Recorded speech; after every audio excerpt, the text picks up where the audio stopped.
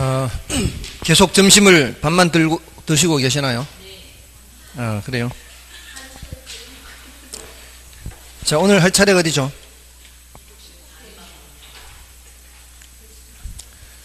어, 219부 쪽에 위험관리 방안부터인가요? 자, 이 8번 문제와 9번 문제는 위험관리 방안에 대한 겁니다. 자, 지금 우리가 지금 이 기출문제를 푸는 목적이 뭐죠, 목적이? 우리 기출문제를 이렇게 공부하는 목적은 어떤 식으로 출제되는지 그걸 파악을 하는 거예요. 어떤 주제들이 출제되는지. 지금 이거를 다 완벽하게 알 수는 없지 않습니까? 어떤 주제가 출제되니까 거기에 대해서 내가 준비를 해야 되는구나. 그거를 파악하기 위한 거예요. 그럼 이제 이 8번과 9번은 어떤 주제인가 하면은 이 주제란 말이에요. 위험관리 방안에서 위험관리 기법. 이게 위험한 투자를 처음서부터 제외하는 거 있죠. 들어보신 적 있죠? 위험을 전가하는 것도 있죠. 또 보수적 예측이라고 해서요. 보수적 예측. 이거는 기대 수익률을 낮춰 잡는 방법이고, 또 위험 조정 할인율을 사용하는 방법이 있죠. 요거는 요구 수익률을 높여 잡는 방법. 대칭적이에요, 대칭적. 기대 수익률을 낮춰 잡는 방법, 요구 수익률을 높이는 방법. 또 민감도 분석 있죠. 그리고 뭐가 있고요? 포트폴리오가 있고요. 자, 요걸 묻는 겁니다. 자, 그러니까 내가 요걸 준비를 해야 요런 문제를 해결할 수 있구나. 요거를 파악하시라는 얘기죠. 됐나요? 자, 그래서 그 중에 8번, 9번 중에 8번 문제를 보시면 틀린 걸 찾는 거죠. 요구 수익률을 결정하는 데 있어 감수해야 하는 위험의 정도에 따라 위험 할증률을 더한다. 요거는 어디에 해당하는 거예요? 요 위험 조정 할인율을 사용하는 방법. 위험이 커짐에 따라 뭐를 높인다? 요구 수익률을 높이는 거죠. 자, 그러면서 이런 게 나오면은 요것도 함께 연상이 되도록 하면 좋아요. 요구 수익률이라는 것은 무위험률에 위험 할증률을 더하고 예상 인플레이율까지 더하는데요. 요건 뭐 중요도가 좀 낮고 요 두 가지. 무위험률을 했었죠. 무위험률은 시간에 대한 대가, 위험 할증률은 위험에 대한 대가 해서 무위험률과 위험 할증률은 관계가 있다 없다. 얘네들 둘 사이는 아무 관계가 없다. 무위험률은 시간 대가, 이거는 위험 대가, 이렇게 했죠. 이런 식 보신 적 있죠? 여기에 이제 생각이 나도록 해야 된다는 거죠. 그리고 얘와는 아무 관계 없지만 무위험률이 커지면 요구 수익률이 커져야 되고 위험 할증률이 커지면 요구 수익률이 커져야 되죠. 자, 이런 내용들이 연상이 되면 더 좋죠. 요구 수익률 하면은 이게 연상이 돼야 되죠. 그리고 요구 수익률은 또 이제 투자 분석 기법까지 이제 공부를 한 상태라면 요구 수익률은 순현가법이나 수익성 지수법에서는 요구 수익률로 할인하고 내부 수익률법에서는 내부 수익률 자신으로 할인하고 여기까지 알면은 더 좋은 거예요. 그죠? 그러니까 공부라는 게 이제 전체적으로 이제 시험 치기 직전 상태가 되면은 이게 어디 나오는 것이 이제 한꺼번에 연상이 돼야 되겠죠. 지금은 그렇게 안 해도 돼요. 거기 또 나오는구나. 이렇게만 해도 되는 거죠. 나중 되면 이제 다 생각나도록 하는 거죠. 다음에 2번은 사업 위험 감소를 위해 투자자는 경제 환경 변화에 민감한 업종인 단일 임차인보다는 다양한 업종의 임차인으로 구성한다. 이거는 어디에 해당하는 거예요? 포트폴리오죠. 다양하게 하는 게 포트폴리오에 해당하는 거예요. 그 다음에 3번은 뭘까요? 투자에서 발생되는 위험의 일부를 보험회사 등에 전가하기 위해 보험에 가입한다. 위험 전가가 되는 거죠. 위험 전가. 맞나요? 그 다음에 4번 위험관리 방법으로 요구 수익률을 하향 조정하고 민감도 분석, 평균 분석, 민감도 분석, 평균 분석 결정법을 말하는 거죠. 자, 위험관리 방법으로 조금 전에 일본에서 뭐 했어요? 위험이 커지면 이거를 높여야 되죠. 1번 했잖아요, 1번에. 1번 지문에. 위험의 정도에 따라 위험 할증률을 더 해야죠. 더 하는데 그게 뭐라고 돼 있어요? 낮춘다, 이게 말이 안 되는 거죠. 예, 그래서 4번 틀린 거예요. 예, 막상 이렇게 문장으로 보니까 또 좀 색다르죠. 내용 들을 때는 다 알 것 같아도, 그죠? 예, 표현 방식이 좀 익숙해지도록 해야 되죠. 이제 앞으로 문제를 풀면서 이런 표현 방식을 이제 숙달을 시키는 겁니다. 설명 들을 때와 문장으로 나타냈을 때 그 표현들, 이걸 좀 구별을 좀 할 수 있어야 되겠죠. 그 다음에 위험을 회피하는 방법으로 투자의 부적격 자산을 투자 안에서 제외한다. 이거는 맨 위에 위험한 투자를 제외하는 방법이 되겠죠. 됐나요? 자, 어떻습니까? 위험관리 기법이 이제 이런 것들이 있다. 이런 것들이 이제 구체적으로 표현이 될 때, 좀 전에 위험 조정 할인율 요거는 위험에 따라 위험 할증률을 높여야 되는데 하향 조정한다 그러면 틀리는 거죠. 됐나요? 자, 그건 또 다른 식으로 표현할 때도 있어요. 위험 조정 할인율을 사용하는 걸 이렇게 상향 조정한다 이렇게 해야 되는데 하향 조정한다 해서 틀렸잖아요. 또 다른 표현에서는 위험할수록 할인을 많이 한다 적게 한다. 위험할수록 할인을 많이 한다 이렇게 해야 되는데 위험할수록 할인을 적게 한다 이러면 또 틀리는 거예요.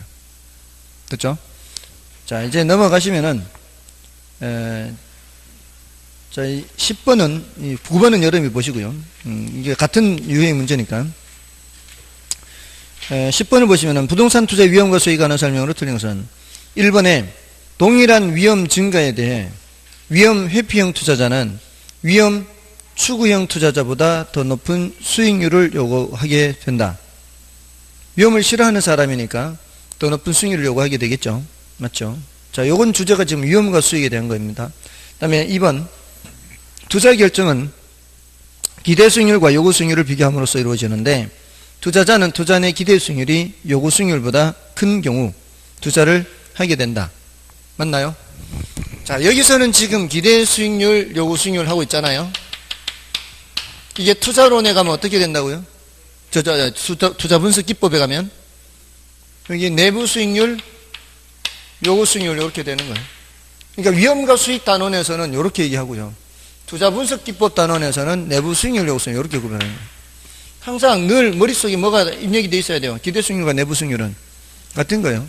요구 수익률은 외부 수익률과 같은 거고. 됐죠? 자, 다음에 3번에 어떤 부동산에 대한 투자자의 요구 수익률이 기대 수익률보다 큰 경우 대상 부동산에 대한 기대 수익률도 점차 하락하게 된다. 자, 이거는 좀 난이도가 높습니다. 일단 넘어가고요. 부동산 투자에서 일반적으로 위험과 수익은 비례 관계를 가지고 있다. 일반적으로 위험과 수익은 비례 관계에 있죠. 위험이 클수록 대체로 수익이 크지 않습니까? 그래서 맞고요. 그 다음에 5번에 위험 추구형 투자자는 높은 수익률을 획득할 기회를 얻기 위해 위험을 기꺼이 감수한다. 맞나요? 예, 맞는 말이죠. 자, 그래서, 자, 결국은 3번이 틀렸는데요. 그 3번은, 지금 기대 수익률이 요구 수익률보다 크거나 또는, 기대 수익률이 요구 수익률보다 작거나 모두 다,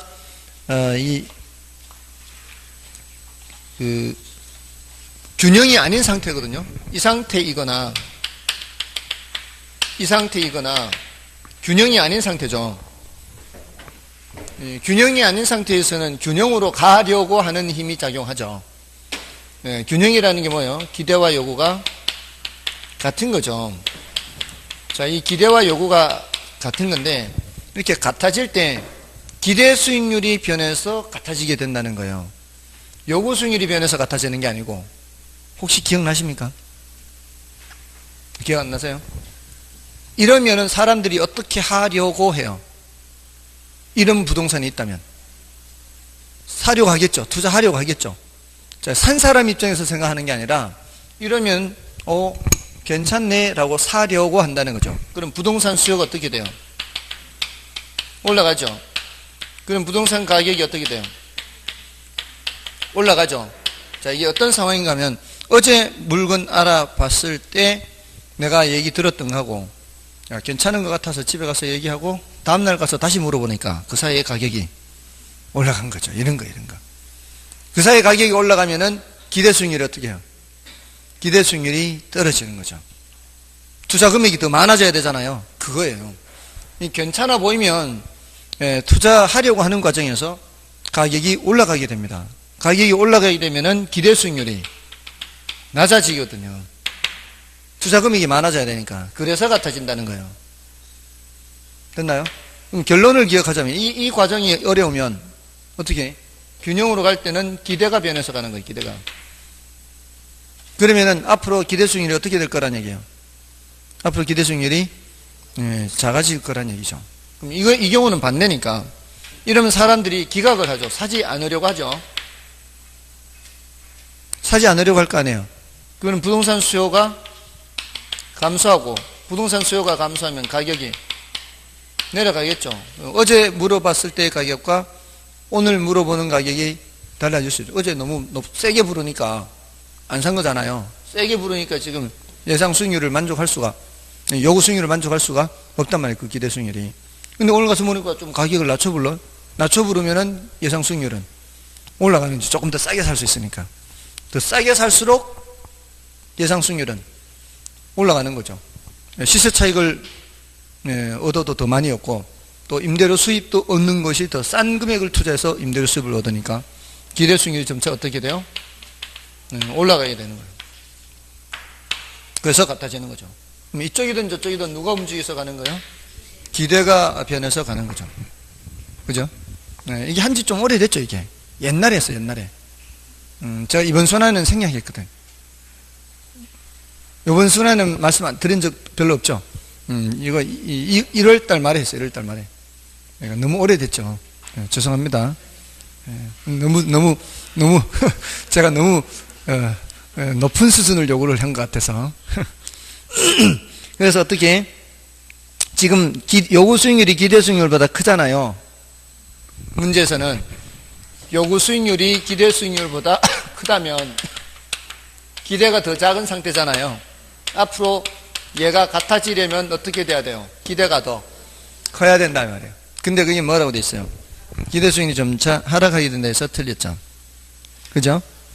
자, 거기 그 10번에 4번 지문 있잖아요. 10번에 4번 지문이 뭐라고 돼 있어요? 부동산 투자에서 일반적으로 위험과 수익은 비례 관계를 가지고 있다 이렇게 돼 있죠. 자, 요 표현이 거기만 나오는 게 아니에요. 그 비례 관계가 있다는 게 다른 데서도 나오거든요. 비례 관계 있다, 비례 관계 있다 이런 게. 그런데 네? 그죠? 그 나오죠. 그 앞에도 있잖아요.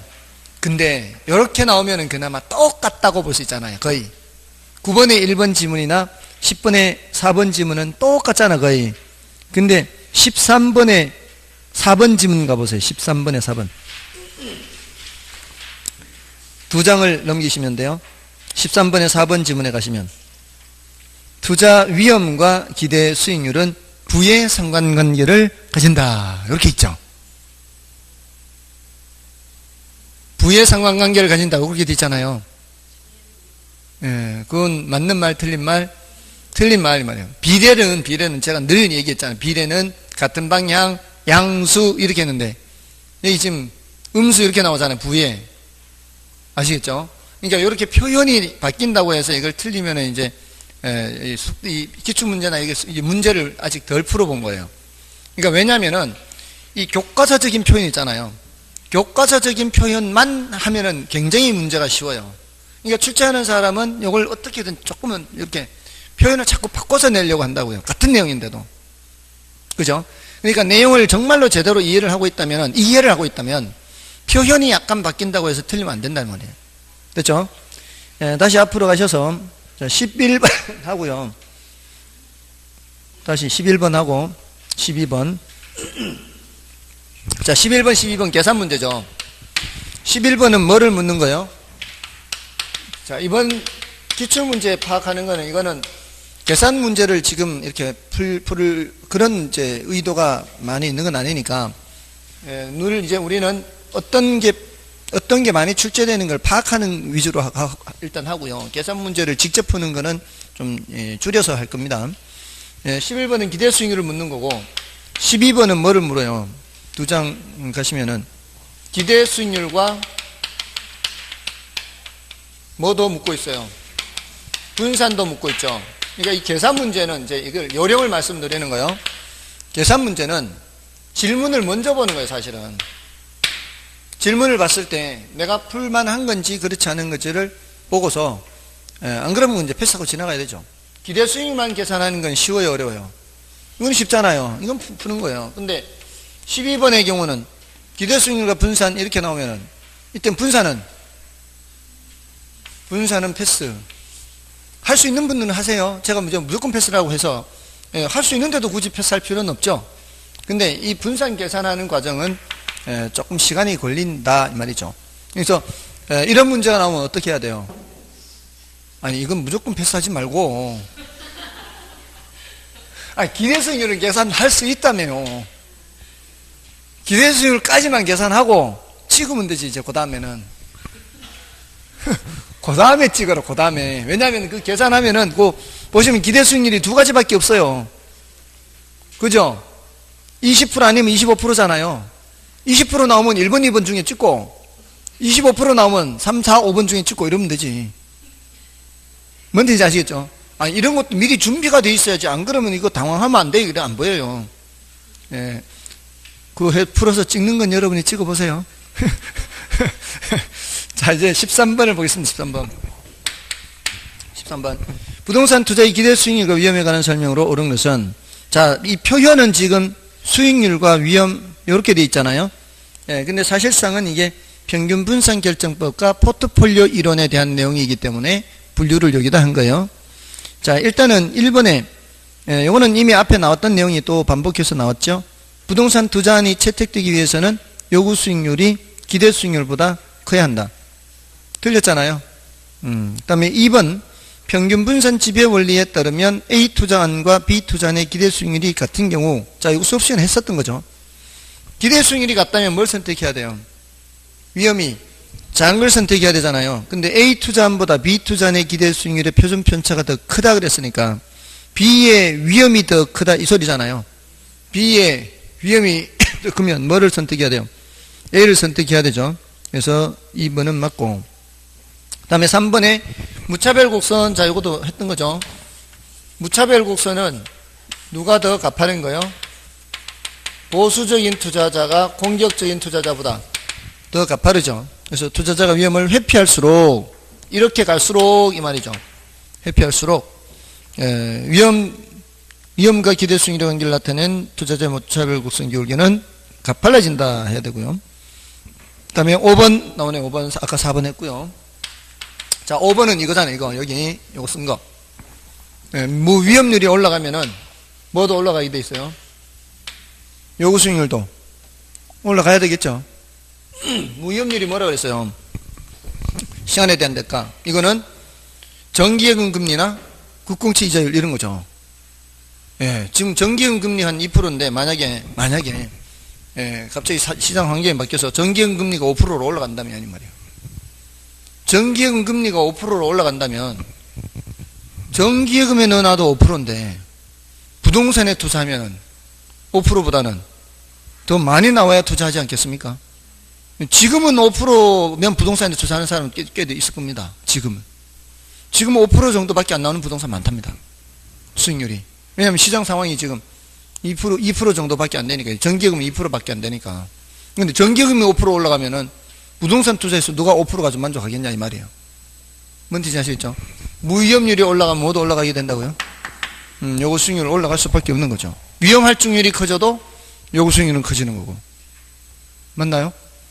그러니까 저 중요한 저런 공식들이나 이런 포인트들, 여기 이제 여러분들이 나름대로 정리할 때는 이런 걸 정리해야 되죠. 이렇게 식을 써놓고 정리. 그러면은 분량을 쫙 줄여서 여러분들 나름대로 정리가 될 수가 있는 거죠. 자, 됐고요. 넘어가셔서요. 자, 14번, 15번 중에서는 이게 이제 14번, 15번 비슷한 유형인데 14번을 보겠습니다. 14번, 15번 중에 포트폴리오 이론에 관한 설명 중 틀린 것은 1번 주식 회사채 국채로 구성된 포트폴리오에 부동산이 추가 편입되면 위험 분산 혜택 등을 얻을 수 있다. 맞을까요? 맞나요? 아닌가요? 자, 요건 뭘 의미하는가 하면, 요게 의미하는 거는, 우리 분산 투자할 때 비체계적 위험을 줄인다 그랬잖아요. 근데 그 비체계적 위험을 가능한 한 많이 줄이기 위해서는 어떻게 한다 그랬어요? 포트폴리오 구성을 다양하게 한다 있죠? 이거 얘기한 거죠, 이거. 포트폴리오 구성 다양하게 하면 할수록 비체계적 위험을 줄일 수 있다. 그 얘기하는 겁니다. 1번이. 이게 머릿속에 연상이 됐나요? 연상이 됐으면 이게 이제 요건 이제 알게 된 거예요. 뭔가를 더 추가로 넣었을 때, 더 다양하게 됐을 때. 자, 그러니까 사실은 지금 이번 과정은 이런 내용을 지금 당장 다 알려고 하는 게 목적이 아니라, 이런 식으로 수업 시간에 했던 내용이 이런 식으로 표현이 달리 출제가 되는구나. 이걸 이제 파악하는 거예요. 결국은 우리가 수업 시간에 다 들었던 데서 나온다 이 말이에요. 거의 대부분이. 근데 그게 표현만 바뀔 뿐이니까 여러분들이 이런 지문을 보면서 내가 공부했던 것 중에 뭐하고 관련이 될까 한번 생각을 해보는 거죠. 그 다음에 2번은 그건 이제 체계적 비체계적 이게 나오잖아요. 이거 많이 나온다 그랬잖아요. 경기 변동이나 인플레이션, 이자율 변화 등에 의해 야기되는 시장 위험이라고 그랬어요. 시장 위험은 피할 수 없고 피할 수 없는 것은 체계적 위험이잖아요. 이런 것에서 틀리면 안 되는 거죠. 그 다음에 3번 2번 정답이고요. 그 다음에 3번은 투자자 자신의 무차별 구성과 효율적 프론티어, 효율적 전선이죠. 접점이죠. 접점에서 뭐다? 최적 포트폴리오. 맞죠? 그 다음에 기대 수익률의 분산 또는 표준 편차는 투자 안의 위험을 측정하는 전통적 방법이다. 맞죠? 기대 수익률의 분산 또는 표준 편차. 일단 그 표준 편차나 분산을 하기 위해서는 기대 수익률을 먼저 계산해야 돼요. 예상 수익률. 평균적인 수익률을 먼저 계산하는 거죠.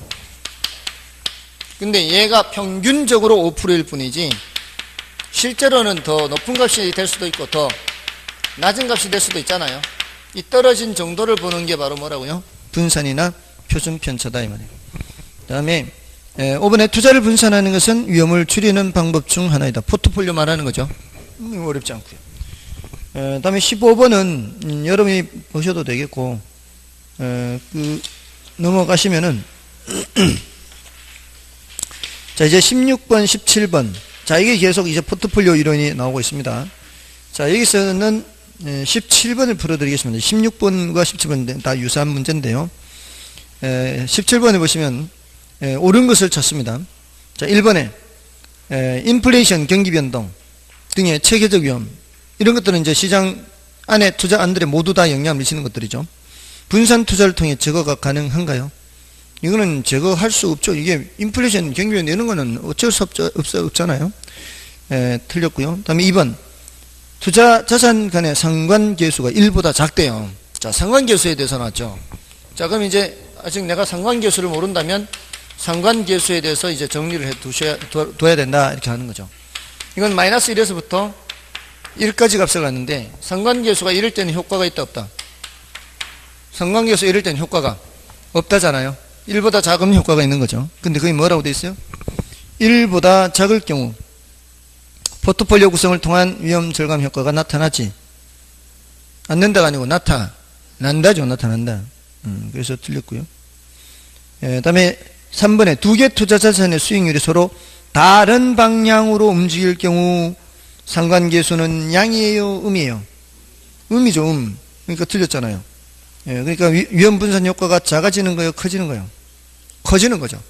그 다음에 4번 효율적 프론티어와 투자자의 무차별 구성이 접하는 지점에서 최적 포트폴리오가 결정된다. 이게 맞죠? 그러니까 앞에서는 이게 옳은 지문이긴 한데 정답 지문이 아니었거든요. 그죠? 몇 번이었죠? 앞에 14번이었나요? 14번의 3번 지문이죠. 그죠? 14번의 3번 지문에서는 투자자 자신의 무차별 곡선과 효율적 프론티어의 접점에서 최적 포트폴리오가 선택된다. 이거는 틀린 거 묻는 문제였고, 그죠? 그러니까 정답 지문이니까. 여기서는 이제 17번에서는 옳은 것을 묻는 건데 정답 지문이 된 거죠. 맞죠? 그러니까 이 기출문제를 보면은요, 어떤 때는 아까도 말씀드렸지, 위험과 수익은 비례관계에 있다는 것을 거의 똑같이 두 번도 하고, 표현을 똑같이 쓸 수 없으니까 양의 상관관계를 갖는다 해야 되는데, 음의 상관관계, 부의 상관관계 이렇게 한단 말이에요. 그러니까 이 기출문제집이 진짜 너무 좋아요, 사실은. 저는 기출문제를 굉장히 신뢰하는 편이에요. 기출문제를 웬만큼 분석해서 풀 수 있는 사람이 떨어질 수 없어요. 왜냐면은 제가 이 기출문제 이렇게 출제되는 걸 지금 계속 오랫동안 봐왔잖아요. 출제위원들이 기출문제 보는구나 라는 느낌이 와요. 출제위원들이. 왜냐면 출제위원들이 해마다 같은 사람이 아니에요. 이 사람들은 평소에 강의하고 연구하는 사람들이란 말이에요. 근데 이제 출제 의뢰가 들어오잖아요. 출제 의뢰가 들어오면은 이 사람들이 뭘 먼저 보겠어요? 지금까지 어떻게 출제됐는지 자료 좀 볼까요? 이런단 말이죠. 지금까지 어떻게 출제됐는지. 그러면은 이렇게 출제되는구나 이렇게 할 거 아니에요. 그러면 그 출제 경향에서 완전히 벗어날 수는 없다 이 말이에요. 그 사람들도 그 범위 안에 어느 정도 이 구속될 수밖에 없어요. 그러면서 너무 똑같으면 안 되니까 뭐 약간의 어려운 문제를 넣겠죠. 그 약간의 어려운 문제를 넣는다 해도 이게 완전히 그냥 싹 그냥 바뀌는 이 15회 때 시험처럼 합격률 0.7% 이렇게 낼 수는 없단 말이에요. 그러니까 기출문제를 저는 굉장히 신뢰를 하는 편이에요. 지금까지 그 출제된 것들을 보면은, 그러니까 계속 반복해서 좀 봐둘 필요가 있어요. 다음에 5번은 포트폴리오 편입되는 투자 자산 수를 늘림으로써, 이게 뭐예요? 포트폴리오 구성을 다양하게 함으로써 뭐를 줄여요? 비체계적 위험을 줄인다 그래야 되죠. 그죠? 근데 여기는 체계적 위험을 줄인다 돼 있잖아요. 줄일 수 없는 거니까. 자, 다음에 18번은 여러분이 봐주시고요. 뭐 해설도 돼 있으니까 보시는데, 19, 20, 21번이 또 이게 계산 문제잖아요. 근데 아까 이거하고는 다른 이유가 뭐예요? 아까 11번, 12번. 아까 11번, 12번에도 계산 나왔죠? 그것도 뭘 묻는 거였어요? 기대 수익률 묻는 거였죠. 근데 아까 그거는 위험과 수익의 개별 자산의 기대 수익률을 묻는 거였거든요. 근데 19번, 20번, 21번은 포트폴리오의 기대 수익률이에요. 또는 전체 자산. 이렇게 묻는단 말이에요. 전체 자산의 기대 수익률이에요. 그게 차이점이에요. 자, 그러니까 계산 문제를 이제 그 분류를 할 때 같은 기대 수익률이라 해도 이제 기대 수익률 두 가지로 생각하면 되는 거죠. 개별 자산의 기대 수익률과 포트폴리오 기대 수익률 이렇게 둘로 나누어서, 대신 포트폴리오 기대 수익률은 시간이 조금 더 걸린다 이렇게 생각하시면 돼요. 왜냐하면 가중평균 하는 거를 여러 번 해야 되니까. 아시겠습니까? 그래서 그 중에서도 19번 같은 경우는 호황과 불황의 확률을 각각 50%로 줬죠. 19번은 이런 거는 땡큐다 이 말, 땡큐. 확률을 50% 준 거는, 그죠? 그냥 한 가운데 값이니까. 근데 넘어가시면은 20번은 뭐예요? 20번은 확률을 40%, 60% 이렇게 줬죠. 그리고 21번은 확률은 아니지만 그 비중을 5대5로 줬죠. 비중을 5대5로 주든 확률을 5대5로 주든 관계없어요. 비중을 5대5로 줘도 한가운데 생각하면 되니까. 이건 5대5로 줬다는 얘기는 굉장히 쉽게 준 거예요. 뭐만 조금 시간이 더 걸린다? 20분만 시간이 조금 더 걸린다. 이렇게 보시면 되는 거죠. 이거 하실 수 있죠? 이거 이제 반복하면 되니까, 기대 수익률. 이거는 뭐 어려운 건 아니니까 여러분들이 좀 봐주시고요. 다음에, 자, 237조 이제 22번이에요. 자, 이제 화폐 시간 같이 나왔죠? 자, 22번과 23번은 같은 이론 문제입니다. 이제 똑같은 유형이에요, 이거. 자, 이거는 22번, 23번. 이거는 일단 여기도 한 번, 여기도 한 번이면 일시불이죠. 여기도 한 번, 여기도 한 번이면 일시불입니다. 근데 한 번이 아니면 매 기간 불입되는 금액이 알려져 있으면 뭐고요? 매 기간 불입되는 금액이 알려져 있으면 뭐가 나와야 돼요? 연금이 나오죠. 연금이. 매기간 불입되는 금액이 알려져 있으면 연금이 나오는데 이때 금액을 계산을 해야 된다면 이거는 연금 내각계수가 나와야 되고 이때 금액이 계산이 돼야 된다면 연금 현가계수가 나와야 되죠. 다음에 매기간 불입되는 금액을 묻는다면 자 여기도 매기간 불입되는 금액을 묻는 거죠. 이건 푼돈 계산하는 거죠. 근데 요거는 현재 돈을 쪼개는 거, 이게 제일 많이 사용하는 거라고 그랬고, 오늘 금융론에서도 있죠. 바로 저당 상수죠, 상수. 저당 상수가 쪼갠 돈, 현재 돈 쪼개는 거요. 근데 요거는 미래 돈을 쪼개는 거죠. 이게 감채 기금 계수죠. 자, 그러니까 이 위에 두 개 일시불에 해당하는 건지, 목돈을 알려준 건지, 여기에 해당하는 건지 찾는 거죠. 그래서 22번을 보시면, 23번은 여러분이 봐주시고요. 1번에 주택 마련을 위해 은행으로부터 원리금 균등 분할 상환 방식으로 주택자의 자금을 대출한 가구가 매월 상환할 금액을 산정한다 그랬어요. 매월 상환할 금액은 뭐예요? 지금 대출받아서 상환하는 거니까 저당 상수죠. 네, 맞는 말이에요. 다음에 2번은 현재 5억 원인 주택이라고 했어요. 자, 그럼 현재 5억 하면 5억을 어디다 써놔야 돼요? 여기 5억을 써야죠, 이게. 맞나요? 현재 5억이다 그러면은 이 5억을 쓰고 시작해야 돼요. 그럼 여기 5억을 썼다면은 가능성이 두 가지로 벌써 압축이 돼요. 여기 5억을 썼으면은 가능성이 두 가지로 압축이 된다고요. 어떻게 압축이 될까요? 이 현재 돈을 쪼개는 건가? 그죠? 현재 돈을 쪼개는 거는 뭐예요? 현재 돈을 쪼개는 거는 저당 상수이거나 지금 현재 5억 하면 현재 돈을 쪼개거나 아니면은 그러니까 5억으로 가능한 경우는 이 두 가지밖에 없어요. 이거를 계산하거나 맞나요? 이거를 이렇게 쪼개거나 이 두 가지밖에 없어요. 맞잖아요. 미래 1억을 갖다 써도 그래요. 미래 1억을 갖다 써도 네, 이걸 미래돈을 쪼개거나 미래돈의 현재 가치는 얼마? 이 두 중에 하나밖에 없어요. 아시겠습니까? 그러니까 이걸 훈련을 안 하는 거예요, 여러분들이. 훈련을 안 하니까 이게 안 되는 거예요. 지난번 말씀 안 드렸나요? 우리 공부하는 게 학습이라고, 학습. 배우고, 익히고. 익히는 게 필요해요, 익히는 게. 습. 연습, 습. 자, 그러면, 자, 보세요. 현재 5억 원인 주택이 매년 5%씩 가격이 상승한다고 가정할 때 일시불의 미래가치 계수를 사용해 10년 후에 주택 가격을 산정할 수 있다. 10년 후를 묻고 있잖아요. 일시불의 내가계수 맞는 말이죠.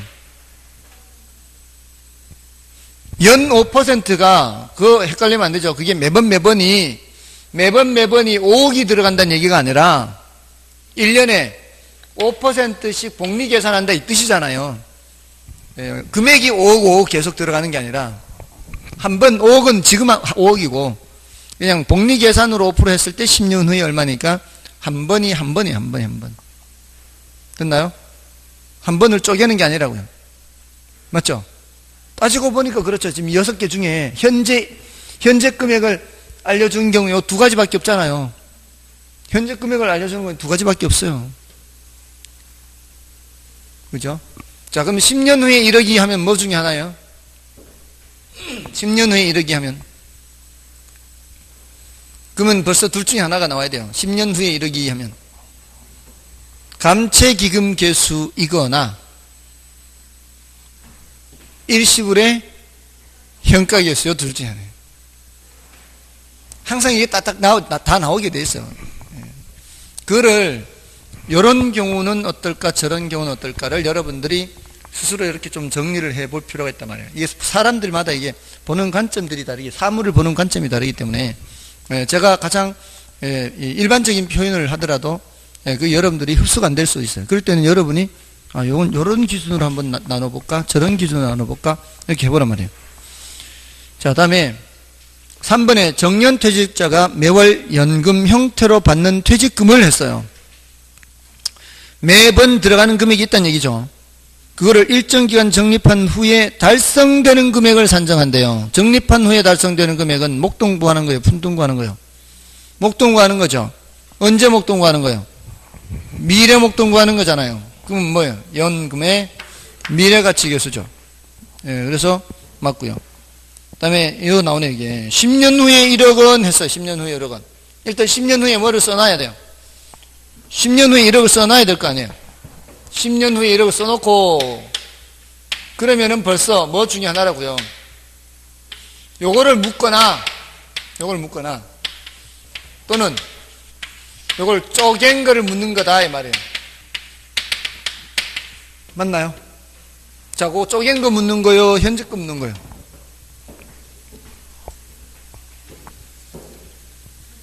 그 현재 가치를 계산하는 거잖아요.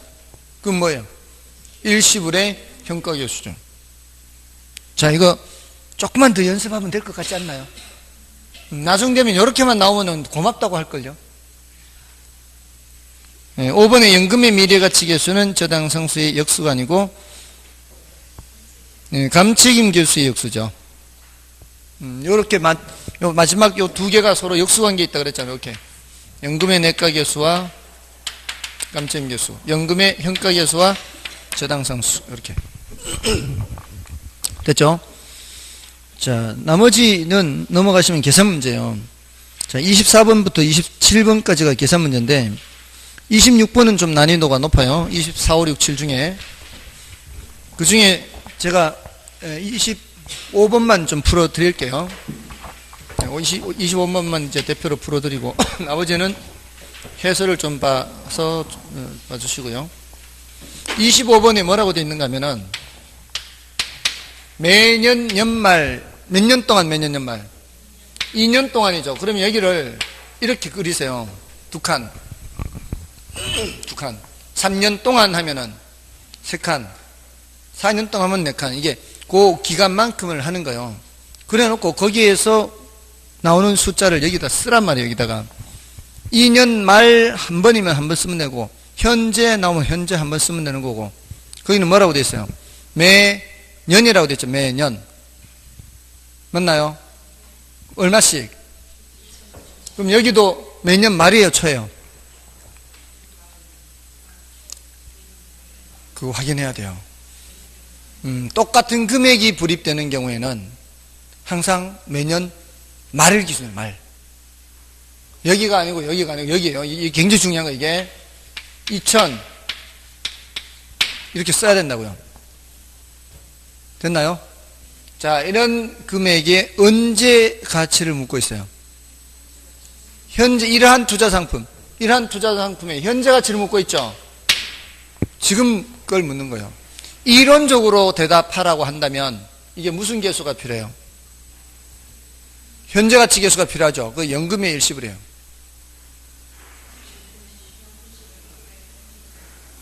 똑같은 금액이 반복되잖아요. 일시불은 여기 한 번만 와야 일시불이죠. 한 번만 와야 일시불이에요. 항상 한 번. 아시겠어요? 똑같은 금액이 반복되면 벌써 뭐예요, 이거는? 그 똑같은 금액이 반복되는데 그게 알려져 있으면은 연금. 연금의 현가계수 몇 년짜리? 2년짜리. 이론으로 대답하면 그렇게 해야 돼요. 이거는 근데 말이에요. 근데 자, 이거를 연금의 현가계수 2년짜리 공식을 가지고 풀 필요는 없단 말이에요. 이런 경우에는. 왜냐하면 두 번밖에 없으니까 얘는 한 번 나누기 하면 되는 거. 한 칸 왼쪽으로 오잖아요. 한 칸 왼쪽으로 오면은 한 번 나누기 하는 거예요. 두 칸 왼쪽으로 오면 두 번 나누기 하면 되는 거예요. 그러니까 첫 번째 거는 2000 나누기 1.1 한 번만 하면 되고 두 번째 거는 2000 나누기 1.1에 제곱을 하고 두 개를 뭐 하면 돼요? 더하면 돼요. 더하면. 아시겠습니까? 어렵지 않죠, 이거? 3개 정도는 직접 해야 됩니다, 3개. 3칸 정도는 직접 해야 돼요. 2칸에서 3칸 정도는. 공식으로 하는 게 아니라 직접 이렇게 나누기 곱하기. 아시겠죠? 만약에 이렇게 나오면 어떻게 해야 돼요? 3년 동안 매년 연말하면은 3년 동안 매년 연말하면은 3칸 그리고 여기에 1,000만원씩 하면은 이 금액을 계산하여라 그러면은 이론적으로는 뭐가 필요한데? 이론적으로는 무슨 계수? 연금의 내과 계수가 필요하죠. 미래 걸 물으니까 여기 걸 묻는 게 아니고 연금의 내과 계수 몇 년짜리? 3년짜리가 필요해요. 근데 연금의 내과 계수 3년짜리 정도는 문제에서 안 줄 수 있거든요. 그 정도는 안 준다고요. 왜? 직접 계산해봐야 얼마 되지 않으니까. 이때 합친 금액을 계산하려면 이 말이에요. 합친 금액 계산하려면 얘는 여기까지 몇 칸을 와야 돼요? 그림으로 지금 보이잖아요. 보이잖아 이게. 그래서 매년 연말을 조심해야 된다고. 매년 연말이 이쪽으로 갈 때는 첫 번째 것도 나누고 두 번째 것도 이렇게 나누지만 매년 연말이 이쪽으로 갈 때는 얘는 이자가 안 붙어요. 3년간인데 얘는 2칸만 붙어요. 얘는 한 칸만 붙고 얘는 이자 붙지 않고 그냥 넣어야 돼요. 예를 들어 이자율이 10%라면 얘는 첫 번째 1,000원 곱하기 1.1에 제곱을 하는 거 제곱. 첫 번째 1,000원, 두 번째 1,000원 그냥 곱하기 1.1 한 번, 마지막 1,000원 그냥 더한다고. 그냥 아시겠습니까? 그래서 그리라고. 이거를 그려야 돼요. 그리자고요. 아시겠죠? 그리라고요. 3년 하면 3칸, 2년 하면 2칸. 그래서 매년 말 하니까 그 말에다가 집어넣어서 해야 돼요. 자, 그래서 이거 계산하면은 25번은 약 3,400이 될 거예요. 이거 3,400. 이거 계산하면은 3,400xx 이렇게 10원 단위 이하는 절사니까 3,400 정도 돼요. 자, 그럼 됐고요. 다음에 28번은 28번, 24, 5, 6, 7. 28번이 난이도가 높아요. 28번이 난이도가 높습니다. 26번도 약간 난이도가 높고요. 26번은 난이도가 중상이고요. 중급이라고 보는데 26번은 중에서 중상. 28번은 난이도가 상이에요. 난이도 상. 그러니까 이걸 감안해서 28번은 웬만하면 버려야 되는 거고요. 자, 이제 245쪽이 현금 수지 측정, 가유 순전후. 자, 29번 같이만 나오면 참 좋겠죠? 네. 근데 이렇게만 나올 수가 없잖아요. 이건 뭐 여러분들이 보시면 되고. 그 다음에 이제 247쪽에 30번과 31번. 자, 요거는, 30번, 31번 같은 유형의 문제입니다. 30번을 제가 지금 풀어드리겠습니다. 30번은, 수익성 부동산의 장래 현금 흐름에 관한 설명으로 틀린 것은 1번에 투자에 따른 현금 흐름은 영업 현금 흐름과 매각 현금 흐름으로 나누어 예상할 수 있다. 맞나요? 이게 뭔 소리예요? 영업 현금 흐름이 뭐예요? 영업 수지 계산을 말하는 겁니다. 영업 현금 흐름은 영업 수지 계산. 매각 현금 흐름은 뭐예요? 지분 복귀액 계산은 지분 복귀액. 여러분들 매년 운영해야 되잖아요. 운영하는 걸 영업한다고 해서 영업. 가유순전후란 말이야. 영업현금 흐름, 가유순전후. 매각현금 흐름은 매순전후. 설마 이거 모르시는 건 아니겠죠? 근데 표현이 좀 이상한가요? 다들 지금 주무시고 계시나요? 지금 그 매각현금 흐름, 영업현금 흐름이란 표현이 좀 낯설어서 그래요, 지금?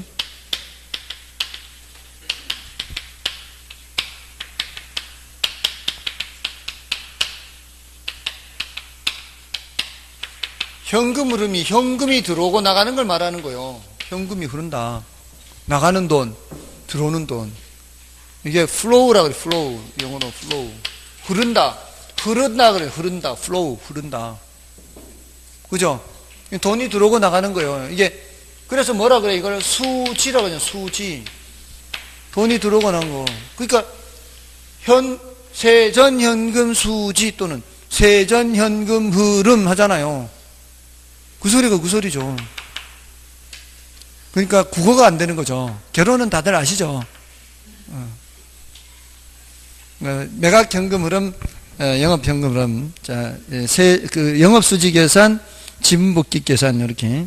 그래서 맞는 말입니다. 그 다음에 2번에 유효총 소득은, 자, 그러니까 다시 잔소리 같지만, 우리가 공부한 데서 있다고요. 우리가 공부한 데서. 아시겠어요? 우리가 공부한 데서 있기 때문에 이게 우리가 공부한 것에 뭘 말하는 걸까를 미루어 짐작해 보시라고 자꾸. 그러면 훨씬 빨라요. 이건 위축되지 말고, 지금은 이제 3, 4월 수업을 다 들었잖아요. 그럼 1, 2월 달부터 들으신 분들은 웬만한 표현들이 나올 거는 다 나왔어요, 이제. 더 이상 나올 게 없어요. 그래서 3, 4월 수업이 가장 중심이 된다고 얘기하는 거예요. 그래서 나올 표현 거의 다 나왔기 때문에, 지금 새로이 어떤 이런 표현이 나오는 거는 이게 뭐 특별히 새로운 것으로 나오는 게 아니란 말이에요. 우리가 공부한 내용에서 다 나오는 거예요. 그 다음에 2번, 유효총소득은 잠재총소득, 이게 가능총소득이죠. 그래서 공실 및 불량부채에 대한 손실과 기타 수입을 반영한 것이다. 맞나요? 맞잖아요. 이거 빼고 더하고. 그 다음에 세전현금 흐름은 순영업소득에서 부채 서비스액을 차감하여 계산한다. 맞죠? 순에서 빚 갚고 나오는 거잖아요. 그 다음에 영업소득세를 계산하기 위해서는 건물의 감가상각비를 알아야 한다. 자, 요건 뭘 묻는 거예요? 가유순조는. 그러니까 자, 이런 거를 지금 이런 거를 지금 못 푼다고 애석해 할 필요는 없단 말이에요. 자, 여기서 영업소득세가 여기잖아요.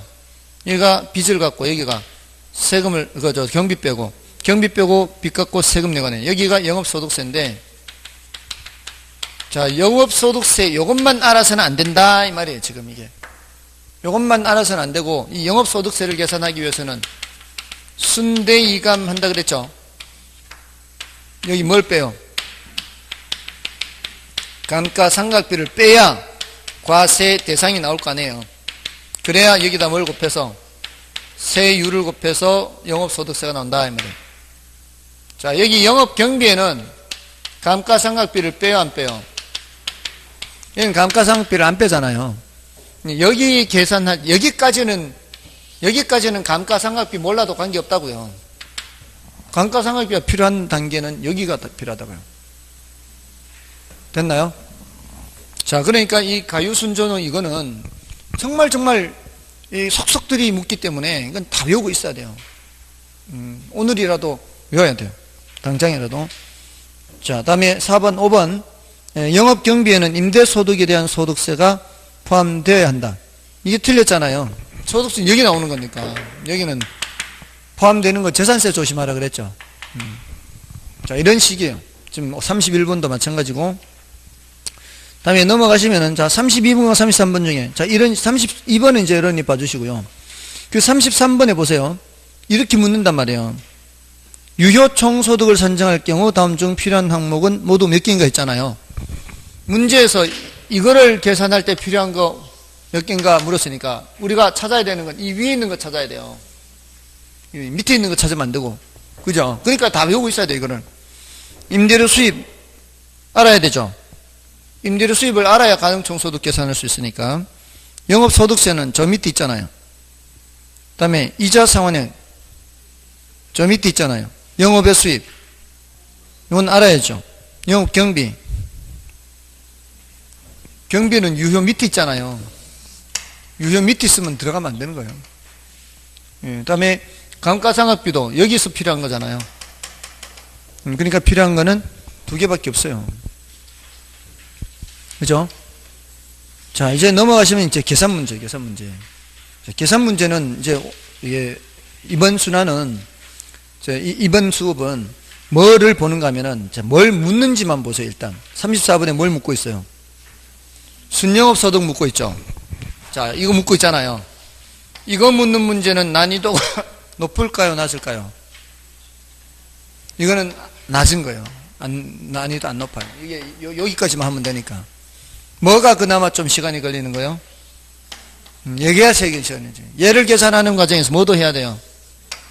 이거 따로 해야죠. 따로 한 번 더 해서 이렇게 집어넣어야 돼. 근데 이제 아시겠죠?